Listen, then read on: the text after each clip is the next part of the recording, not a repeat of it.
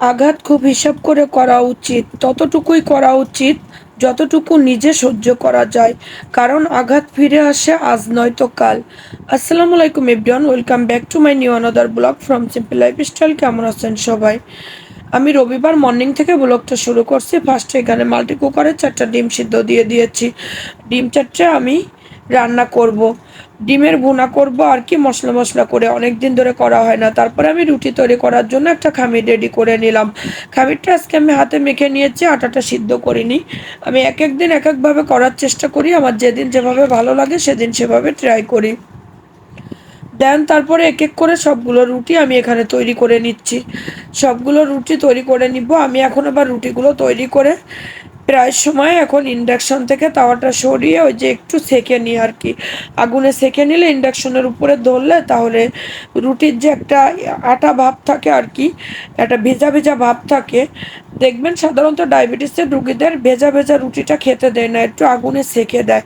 সেভাবে করলে রুটিটা একটু ড্রাই হয় খেতে, অনেকটা ফুলে ওঠে। তারপর আমার বাবাকে আমি নাস্তাটা রেডি করে দিলাম, চা করে নিয়েছিলাম, পেঁপে ভাজিটা ছিল, ডিম ভাজি করে নাস্তা দিয়ে দিয়েছিলাম। দেন এখানে আমি রান্নার জন্য প্রস্তুতি নিয়ে নিলাম। এখানে আমি 2টা কাঁচামরিচ আর পেঁয়াজ ফার্স্টে তেলে ভেজে নেব। পেঁয়াজ কাঁচামরিচটা তেলে ভেজে আদা রসুন পেস্ট একটুখানি পেঁয়াজ বাটায় ব্যবহার করেছি, যেহেতু এটার গ্রেভিটা একটু ঘন হবে আর কি। বোনা ডিম হবে, বোনা ডিম বোনাতে সবসময় একটুখানি পেঁয়াজ বাটা ব্যবহার করার চেষ্টা করবেন, তাহলে দেখবেন খেতেও ভালো লাগবে এবং গ্রেভিটাও অনেক সুন্দর আসবে। লবণ, হলুদ, মরিচের গুঁড়া, ধনিয়া গুঁড়া দিয়ে আমি মশলাটাকে এখন সুন্দরভাবে একটু কষিয়ে নিব। এখানে আমি হাফ কাপ পরিমাণ পানি দিয়ে দিয়েছি যাতে মশলাটা পুড়ে না যায়। আর ডিমটা যেহেতু বোনা করব সেহেতু মশলার পরিমাণটাও কিন্তু আমার একটুখানি বেশি দিতে হয়েছে। ডিমের তরকারি করলে আর এতটা বেশি দিতে হতো না। দেন এই পর্যায়ে এখানে আমি 4টা ডিম মশলার ভিতরে দিয়ে দিলাম। মশলার ভিতরে 4টা ডিম দিয়ে দেওয়ার পরে তারপর আমি মশলাটাকে সুন্দরভাবে দেখেন নেড়ে চেড়ে নিচ্ছি। মশলাটাকে সুন্দরভাবে নেড়ে চেড়ে এখন ডিমটাকে আমি কিন্তু অনেকটা সময় নিয়ে কষিয়ে নিব। কষিয়ে নেওয়ার পরে আমি এখানে ঝোলের পানি দিয়ে দিয়েছি, প্রায় 20 মিনিটের মতো কষিয়ে নিয়েছি। মশলা কষানো যত বেশি সুন্দর হবে খেতেও কিন্তু তত ভালো লাগবে।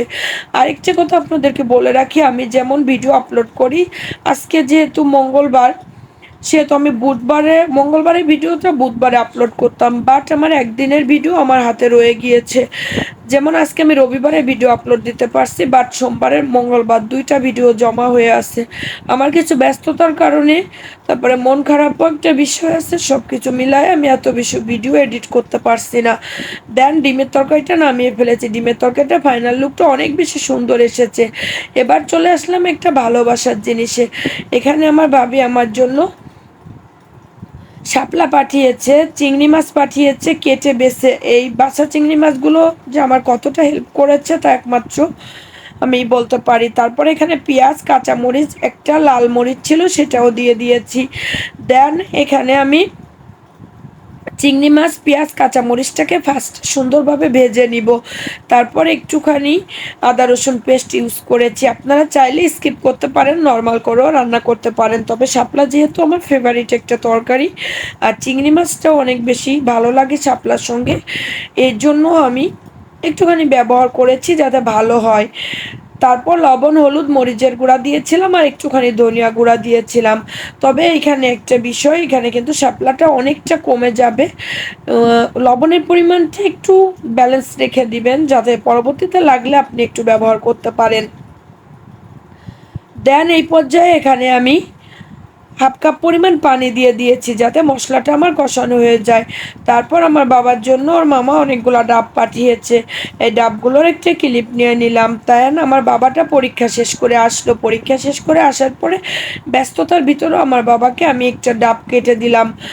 তার কারণ আমি তো জানি ওর মামা আবার যখন ফোন করবে তখন ওর কাছে জানতে চাবে সে ডাব খেয়েছে কিনা। এর জন্য 2টা ডাব কেটেছি এখানে 2জনের জন্য। আর ডাবের নিচে কিন্তু অনেকটা শস নারকেল ছিল, কচি ডাবে যে ধরনের নারকেল থাকে আর কি, হালকা হালকা অনেক বেশি ভালো লাগে কিন্তু ওই নরম নারকেলটা খেতে। সেটা কিন্তু ডাবের ছিল। আমার বাবা স্কুল থেকে আসার পর আমি তাকে খেতে দিয়ে তারপরে এদিকে দেখেন যে হাফ কাপ পানি দিয়েছিলাম, মশলাটা কিন্তু সুন্দরভাবে কষানো হয়ে গিয়েছে। মশলাটা সুন্দরভাবে কষানো হয়ে যাওয়ার পর তারপর এখানে আমি শাপলাগুলো দিয়ে দিলাম। শাপলার সঙ্গে কিন্তু আমি একটা আলু কেটেও ব্যবহার করেছি। শাপলা চিংড়ি আলু, কি দারুণ একটা কম্বিনেশন, আমার কাছে অনেক বেশি মজা হয়েছিল। শাপলা আগে প্রচুর পরিমাণে খেতাম, বাট বাজারের কেনা শাপলা খেতে আমার খুব বেশি ভালো লাগে না। কারণ কোথা থেকে আনে, একটুখানি মনের ভিতরে আলাদা একটা বিষয় কাজ করে আর কি, এর জন্য খুব বেশি কেনা হয় না। তবে একদিন কিনেছিলাম বাসায় থাকতে, যখন একটা চাচা নিয়ে যাচ্ছিল তার বিলের শাপলা আর কি, বিলের শাপলাগুলো আবার সাধারণত খাওয়া যায়। তারপর এখন শাপলা যেহেতু পানি জাতীয় তরকারি, আমি কিন্তু অনেকটা সময় ধরে শাপলাটা কষিয়ে আমি পানিটা টানিয়ে নিয়েছি। পানিটা টানিয়ে নেওয়ার পরে এখানে আমি 1 কাপ পরিমাণ ঝোলের পানি দিয়ে দেবো। 1 কাপ পরিমাণ ঝোলের পানি দিয়ে দেওয়ার পর এখন সব কিছু এক জায়গায় করে তারপরে আমি পানিটা তরকারিটাকে আমি ঢাকা দিয়ে দিব। আজকে কথাটা একটু এলোমেলো হয়ে যাচ্ছে, আসলে সব দিন ভয়েসটা সমান হয় না। এবার আমি তরকারিটাকে ঢাকা দিয়ে রেখে আমি অন্য কাজে চলে যাব, বাট তার আগে আমি সব কিছু একটু এপাশ ওপাশ করে নিচ্ছিলাম সুন্দরভাবে।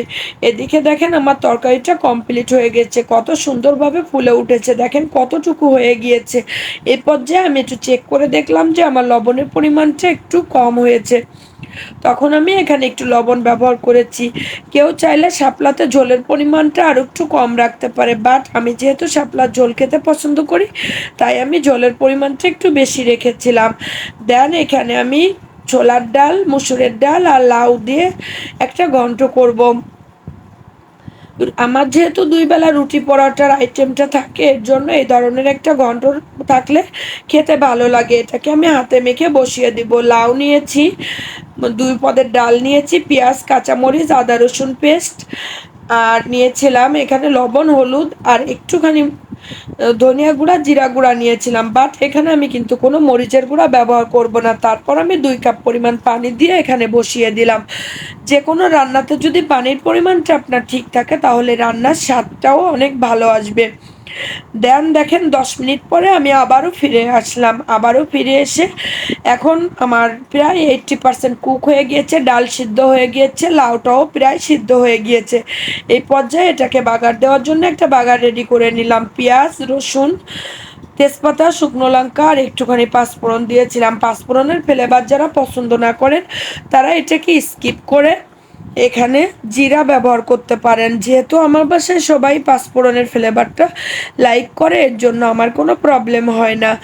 এবার এটাকে সুন্দরভাবে মিশিয়ে দিলাম। মিশিয়ে দেওয়ার পরে 1 বাটি ডাল কেটে রেখে দিলাম। আমার ভাবি যেহেতু আমার জন্য তেঁতুল পাঠিয়েছে, এর জন্য আমি তেঁতুল খেতে অনেক বেশি পছন্দ করি, বাট ওর বাবা টক খায় না, এজন্য ওর জন্য আলাদা 1 বাটি তুলে রেখে তারপরে এর ভিতরে আমি কয়েক টুকরা তেঁতুল দিয়ে দিয়েছিলাম। এত বেশি মজা হয়েছিল তা বলে বোঝানোর মতো না। রবিবার দুপুরে প্রত্যেকটা খাবারই একটার থেকে আরেকটা অতুলনীয় ছিল।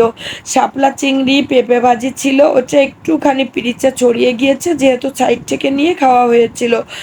আসলে যারা ব্লগ করি তাদের সবসময় সব কিছু দেখানোটা পসিবল হয় না। তারপর সন্ধ্যার নাস্তার জন্য 2 কাপ চা করে নিলাম আর একটু লুডুস করেছিলাম। তবে সেদিনের লুডুসটা একটুখানি নরম হয়ে গিয়েছিল, আমার খেয়াল ছিল না। লুডুসটাকে সিদ্ধ বসিয়ে আমি নামাজ পড়তে চলে গিয়েছিলাম, আছরের নামাজ, এর জন্য লুডুসটা একটু আঠা আঠা ভাব হয়েছে। দেন এই পর্যায়ে এখানে আমি আমার যেহেতু শরীরটা একটু খারাপ তাই গলাটা একটু আটকে আসছে, তা এ পর্যায়ে আমি লুডুসটাকে শেষ করিয়ে আমার বাবার যেহেতু এক্সাম ছিল আমার বাবাকে পড়াচ্ছিলাম। পড়ানো শেষ করে তারপরে রুটি তৈরি করলাম, করে রাতের খাবারটা রেডি করে দিলাম। আল্লাহ হাফেজ, ভালো থাকবেন সবাই, সুস্থ থাকবেন। নেক্সট কোনো ভিডিও নিয়ে আবারও কথা বলতে চলে আসবো। সেই পর্যন্ত সিম্পল লাইফস্টাইলের সাথে থাকবেন।